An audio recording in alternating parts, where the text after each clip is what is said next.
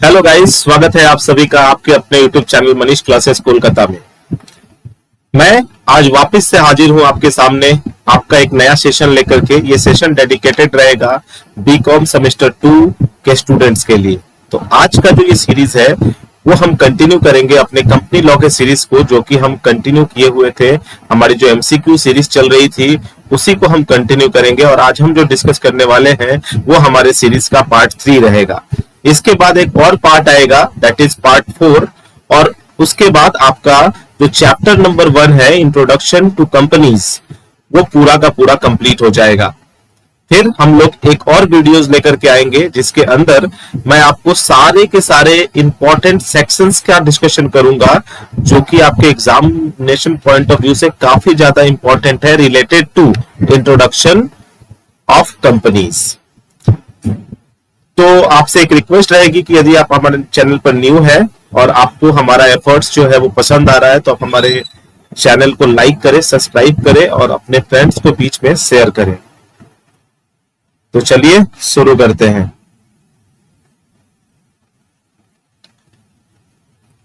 हमारा जो चैनल है वो है मनीष क्लासेस कोलकाता के नाम से। आप जाके यूट्यूब पे सर्च भी कर सकते हैं और डायरेक्टली जो है आप अपने दोस्तों के बीच में इसको शेयर भी कर सकते हैं। तो लाइक, शेयर और सब्सक्राइब करना ना भूलें। इनकेस कोई डाउट रह जाता है तो आप उस डाउट को आप कमेंट जरूर करें, हम डेफिनेटली उस कमेंट का आपको रिप्लाई करेंगे। तो चलिए चलते हैं क्वेश्चन नंबर 1 पे।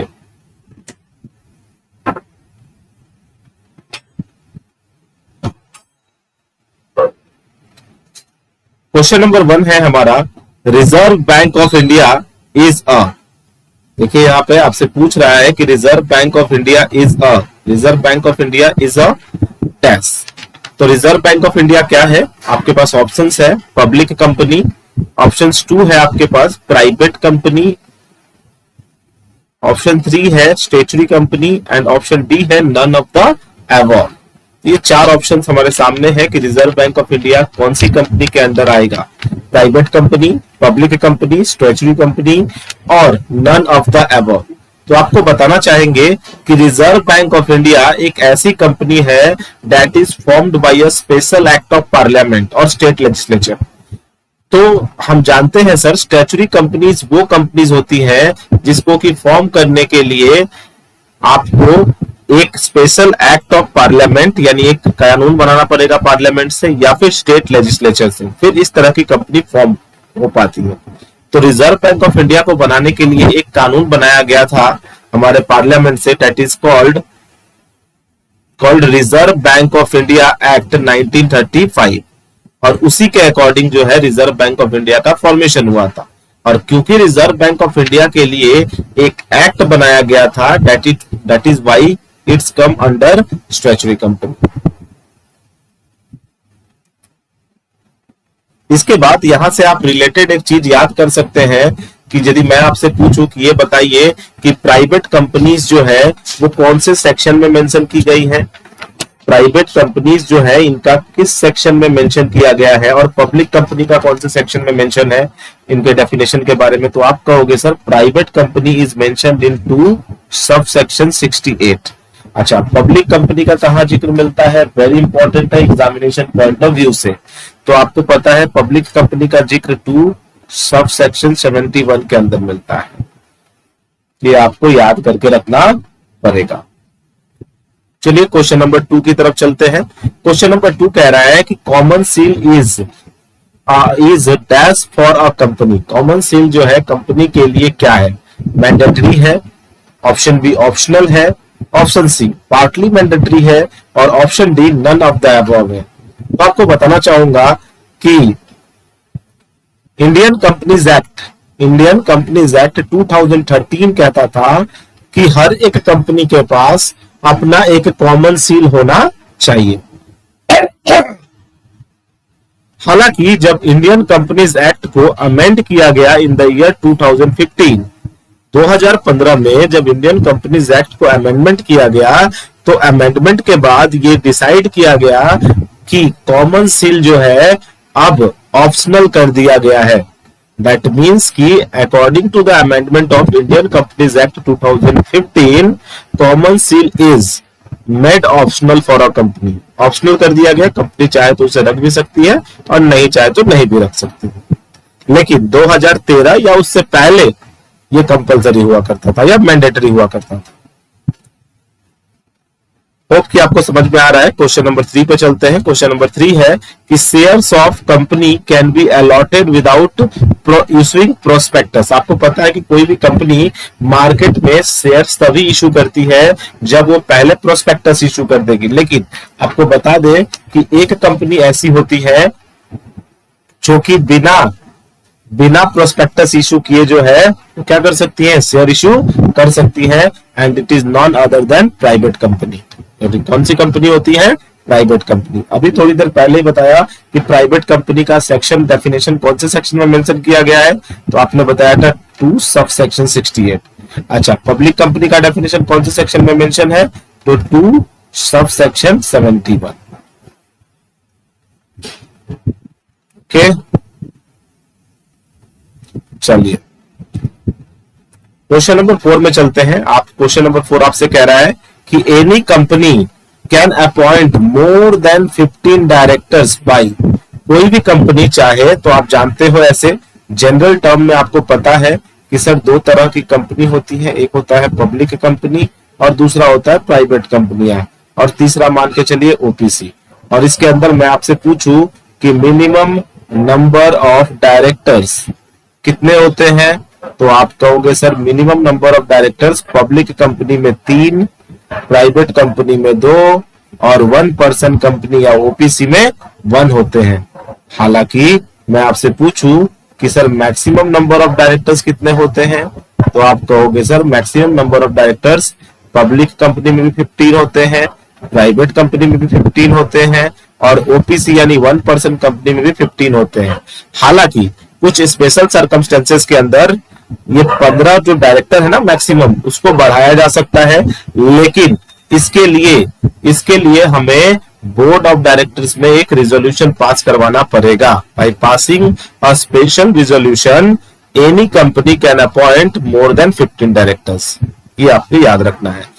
ऐसे तो मैक्सिमम नंबर ऑफ डायरेक्टर्स जो होते हैं किसी भी कंपनी में वो 15 होते हैं, लेकिन स्पेशल केसेस के अंदर यदि 15 से ज्यादा डायरेक्टर्स अपॉइंट करने हैं तो एक कंपनी का एक स्पेशल रिजोल्यूशन पास करवाना पड़ेगा।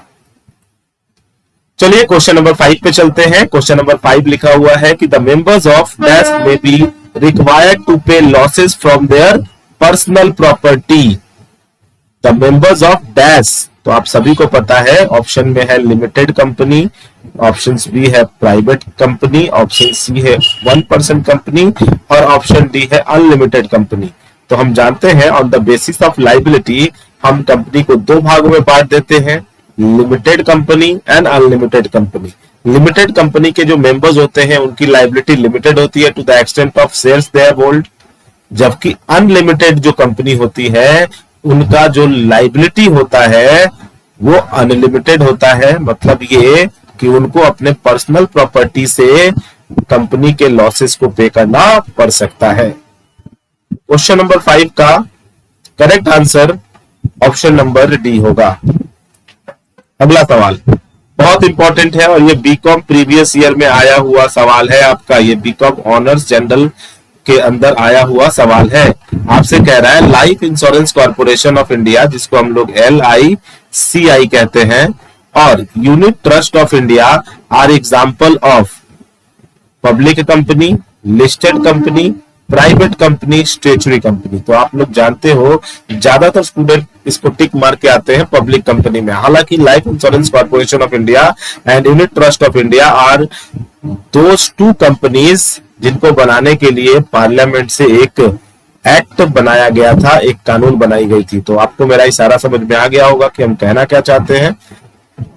तो हम जानते हैं कि जिस भी कंपनी को फॉर्म करने के लिए किसी भी तरीके का कोई भी पार्लियामेंट एक्ट बनाना पड़े तो वो बनता है statutory company. Option number D, 6 का D is the correct answer.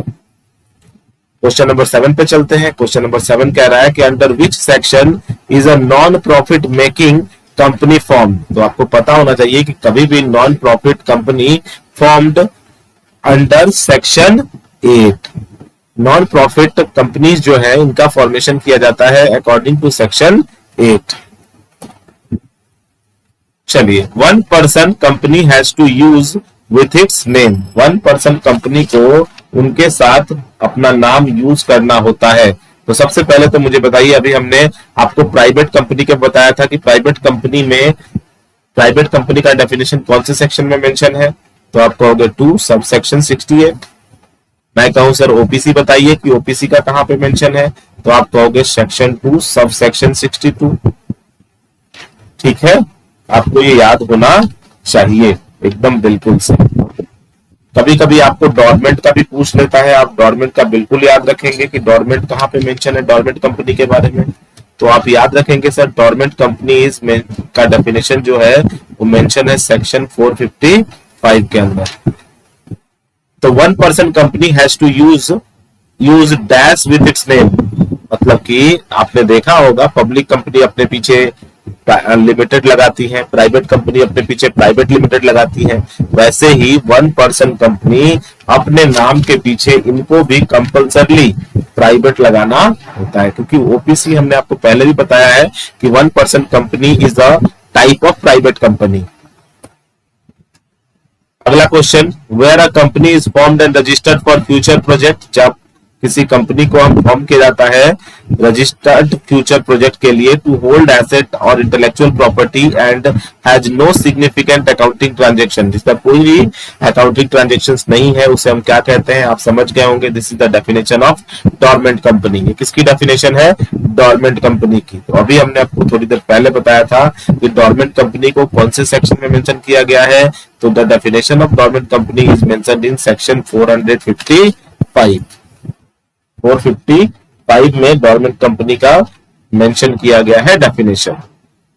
तो होप कि आपको ये सेशन अच्छा लग रहा होगा। यदि आपको ये सेशन अच्छा लग रहा है तो आप हमारे इस सेशन को अपने दोस्तों में शेयर करें और ज्यादा से ज्यादा यदि लोगों को सब्सक्राइब करें हमारे इस चैनल को। चलिए क्वेश्चन नंबर 10 की तरफ चलते हैं। क्वेश्चन नंबर 10 कह रहा है कि government company means any company in which not less than of the paid up share capital is held by central government और state government। आपको याद रखना पड़ेगा गवर्नमेंट कंपनी में whether it is state government और सेंट्रल गवर्नमेंट, उनका कम से कम stake जो होता है वो 51% होना चाहिए। तो option number A is correct. Question number 11 कह रहा है आपसे कि small company can be formed with a maximum of paid up capital. आपको पता है कि स्मॉल कंपनीज जो होती हैं उनका मैक्सिमम पेड अप कैपिटल जो होता है वो 50 लाख रुपए होता है, 50 लाख रुपीस। ठीक है, maximum paid up capital. Turnover पूछे तो आप याद रखेंगे 2 करोड़ होता है। Next question number 12, right to transfer of share is restricted in case of company. आपको पता है कि ट्रांसफर ऑफ शेयर रेस्ट्रिक्टेड रहता है प्राइवेट कंपनी के अंदर।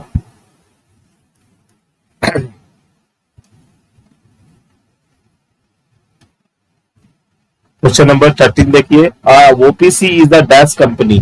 ओपीसी क्या है? अभी थोड़ी देर पहले ही मैंने बताया कि 1 पर्सन कंपनी इज व्हाट, तो आप कहेंगे 1 person company is a type of private company. 1 person company क्या है? एक प्राइवेट कंपनी का ही एक टाइप है। Question number 14, there is a lock in period of years to voluntarily convert an OPC into any other type of companies. यानी कि OPC 1 person company को किसी दूसरे फॉर्म ऑफ कंपनी में चेंज करने के लिए जो मिनिमम लॉक इन पीरियड होता है, मतलब कि जो मिनिमम पीरियड ऑफ टाइम के बाद आप ओपीसी को कन्वर्ट कर सकते हैं दूसरे कंपनीज में, वो कितना टाइम पीरियड होता है। तो you will have to remember कि ओपीसी को किसी दूसरे कंपनी के फॉर्म में चेंज करने के लिए जो मिनिमम लॉक इन पीरियड होता है वो 2 इयर्स होता है, यानी 2 सालों का होता है। चलिए क्वेश्चन नंबर 15 पे चलते हैं। क्वेश्चन नंबर 15 कह रहा है आपसे कि 1 person company can not be formed for dash objectives. तो आपको याद रखना होगा 1 person companies can not be formed for charitable objectives. 1 person company जो है कभी भी चैरिटी के लिए ओपन नहीं की जाती, इनका ऑब्जेक्टिव्स कभी भी चैरिटेबल नहीं हो सकता। Question number 16, a minor can be a nominee for an OPC, true, false, partly true और नन ऑफ द अबव। तो ये आपको याद रखना होगा कि माइनर जो है कभी भी ओपीसी का नॉमिनी नहीं हो सकता। तो this statement is false. Question number 17, ये तो आप लोग को एकदम से रट गया होगा, बार बार ये क्वेश्चन रिपीट होता है कि मिनिमम नंबर ऑफ डायरेक्टर्स। मैंने आज के ही सेशन के पहले या दूसरे नंबर क्वेश्चन में ही डिस्कशन किया कि minimum number of directors in a case of private company is 2। Public company में कितने? तो पब्लिक कंपनी में 3। ओपीसी में कितने? तो 1। और मैक्सिमम 15। 15 से ज्यादा करना हो तो 15 से ज्यादा करने के लिए एक स्पेशल रिजोल्यूशन पास करवाना पड़ेगा। क्वेश्चन नंबर 18 की तरफ चलते हैं। क्वेश्चन नंबर 18 आपसे कह रहा है कि maximum paid up capital in case of OPC is. तो 1% कंपनी के अंदर भी स्मॉल कंपनी की तरफ जो मैक्सिमम पेड अप कैपिटल होता है वो 15 lakhs होता है, 50 lakhs। Question number 19, question number 19 कह रहा है company formed and registered under the companies act 2013 और registered under the earlier company law is called. कोई भी कंपनी जो इंडियन कंपनीज एक्ट 2013 या उससे पहले किसी भी कंपनी एक्ट के अंदर रजिस्टर्ड है तो वैसे कंपनियों को हम क्या कहते हैं? तो आपको अच्छे से पता है, वैसे कंपनियों को हम रजिस्टर्ड कंपनी कहते हैं। क्या कहते हैं वैसे कंपनियों को? तो we called it registered company. और रजिस्टर्ड कंपनी में आपको पता है पब्लिक कंपनी और प्राइवेट कंपनी का सेक्शन आपको याद होना चाहिए। प्राइवेट कंपनी का सेक्शन होता है 2 सबसेक्शन 68 और पब्लिक कंपनी का सेक्शन 2 सबसेक्शन 71। आप बोलोगे सर ये आप पब्लिक और प्राइवेट बार बार रिपीट क्यों कर रहे हैं? आप प्रीवियस ईयर उठा के देखिए, आपसे बार बार इन्हीं दोनों से रिलेटेड आपसे सेक्शंस को पूछा गया है, इसलिए इन दोनों के ऊपर आपको ज्यादा फोकस करने की जरूरत है बच्चे, इसलिए मैं इसको बार बार आपको बता रहा हूं। ठीक है कि आपको इस तरीके से कर लेना है, याद से भूलना बिल्कुल भी नहीं है।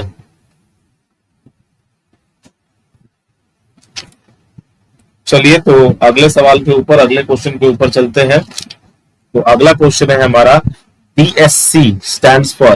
तो DSC जो होता है इसका फुल फॉर्म होता है digital signature certificate. Digital signature certificate. तो option A is correct, digital signature certificate. Body corporate does not include. तो आप बॉडी कॉर्पोरेट का डेफिनेशन यदि पढ़ेंगे तो बॉडी कॉर्पोरेट के डेफिनेशन में क्या पढ़ा होगा आप लोगों ने? आप लोगों ने साफ तौर पे पढ़ा होगा कि बॉडी कॉर्पोरेट जो होता है, बॉडी कॉर्पोरेट जो होता है वो क्या होता है? आप लोग इसका डेफिनेशन मुझे कमेंट सेक्शन में जरूर लिख के बताएंगे। हालांकि मैं आपको बता देता हूं कि बॉडी कॉर्पोरेट क्या कहता है कि बॉडी कॉर्पोरेट्स और corporation includes a company incorporated outside India but does not include number a a cooperative society registered under any law relating to cooperative societies and any other body corporate which the central government may by notification specify in this behalf। तो body corporate के अंदर वो companies आती हैं या वो corporations आते हैं जो आउटसाइड इंडिया रजिस्टर्ड हुए हों, ठीक है ना, लेकिन इसके अंदर कोऑपरेटिव सोसाइटी नहीं आती या कोई अदर कंपनी नहीं आती जो कि स्पेसिफाई की गई है सेंट्रल गवर्नमेंट के द्वारा। तो इसमें ऑप्शन ए और बी दोनों ही करेक्ट है, इसलिए हम ऑप्शन सी जो है both of the above choose करेंगे। क्वेश्चन नंबर 22 क्या कह रहा है? Question number 22, a small company can not be a. तो आपको पता है कि स्मॉल कंपनी जो है sole proprietorship company sole proprietorship हो सकता है, प्राइवेट हो सकता है, ओपीसी हो सकता है, लेकिन कभी भी पब्लिक नहीं हो सकता। ठीक है। अच्छा एक चीज और बता दीजिए, स्मॉल कंपनी बार बार क्वेश्चंस में आया हुआ है, तो मुझे फटाफट बता दीजिए आप लोग कि स्मॉल कंपनी का कौन से सेक्शन के अंदर डेफिनेशन मिलता है। तो स्मॉल कंपनीज का सेक्शन जो है वो क्या है? तो it is section 2 sub section 85 में स्मॉल कंपनी का डेफिनेशन हमको देखने को मिलता है। एक चीज और यहां से याद रखेंगे आप, सर एसोसिएट कंपनी का आप डेफिनेशन जरूर याद रखेंगे। एसोसिएट कंपनी का डेफिनेशन कहां पे मिलता है? तो associate company is mentioned in section 2 sub section 6। कभी कभी आपसे पूछ देगा सर गवर्नमेंट कंपनी का डेफिनेशन, तो आप याद रखेंगे कि government company is mentioned in section 2 sub section 45 के अंदर। ठीक है। इसके बाद आप याद रखेंगे सब्सिडियरी कंपनी, तो याद रखेंगे सब्सिडियरी कंपनी कहां पे मेंशन है? तो सेक्शन 2 सब सेक्शन 87। इसके बाद आप याद रखेंगे होल्डिंग कंपनी, तो होल्डिंग कंपनी का कहां डेफिनेशन है? तो holding company is mentioned in section 2 sub section 46। इसके बाद आप एक और याद रखेंगे, फॉरेन कंपनी भी आप देख लेंगे एक बार। Foreign company is mentioned in section 2 sub section 42 के अंदर इसका डेफिनेशन। तो ये कुछ इंपॉर्टेंट डेफिनेशन के सेक्शंस है। हालांकि इस वीडियोस लेक्चर के 4 सीरीज होने के बाद 5वें नंबर वीडियो जो है वो आपका सेक्शन के ऊपर ही आएगा।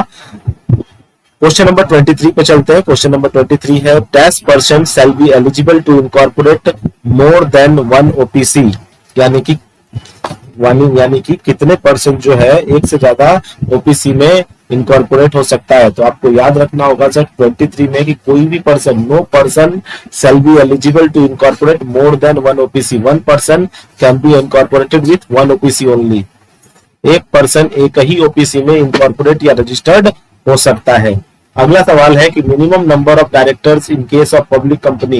ये भी आपको बताया हूं कि पब्लिक कंपनी में जो मिनिमम नंबर ऑफ डायरेक्टर्स होते हैं वो 3 होते हैं और मैक्सिमम नंबर ऑफ डायरेक्टर्स जो होते हैं वो 15 होते हैं। ठीक है, और यदि इन केस ये नंबर ऑफ डायरेक्टर्स बढ़ाना हुआ तो इसके लिए हमें क्या पास करना होता है, तो we will have to pass a special resolution.